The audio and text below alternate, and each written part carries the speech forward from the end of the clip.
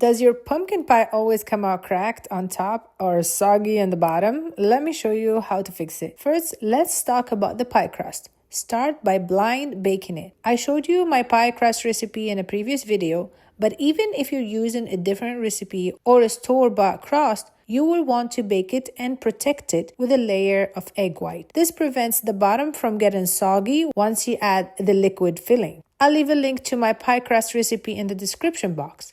What's important to know is that the egg white needs to cook, either in the oven or by brushing it on the hot crust right after it comes out the oven. Set it aside to cool and set your oven to 400 degrees Fahrenheit. Now let's move on to the filling. In a medium bowl, I am adding the yolk from the egg we separated earlier. We already used the white, so now it's time to use the yolk. To that, I'm adding 3 large eggs. Make sure all your ingredients are at room temperature. It's very important. This helps create a smooth, creamy filling. Give the eggs a gentle whisk, just enough to break up the yolk. Don't whisk too fast because too much air can get in. And those air bubbles are one of the reasons pumpkin pie collapse because you make it puff up in the oven. And I will share the other tips to prevent cracks in just a moment. Next, I'm adding 1 15-ounce can of pumpkin puree. And make sure it's pure pumpkin, please. Not pumpkin pie filling. Is very important to check that part. Along with 3/4 of a cup of light brown sugar and 1/4 of a teaspoon of salt. Whisk gently to combine everything evenly. Now it's time for the spices. So I'm adding 1 teaspoon of ground cinnamon, 1/4 of a teaspoon of nutmeg, and 1/2 teaspoon of ginger. Stir them in just until combined. Keeping everything gentle helps the filling stay silky and smooth.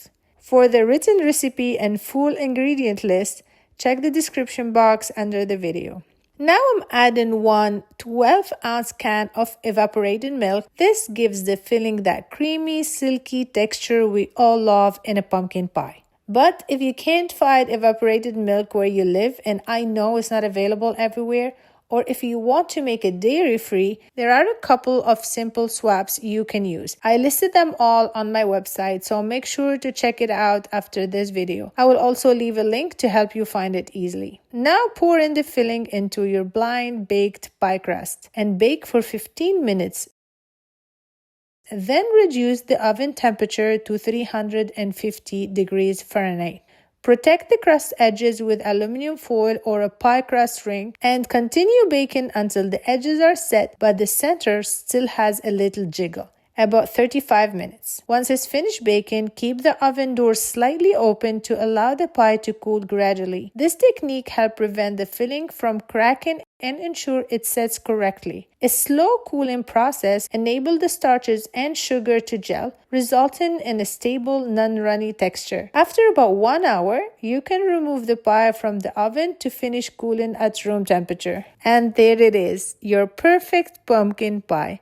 Let me know in the comment if you try it, and don't forget to check out my other pie recipes. See you in the next video. Bye!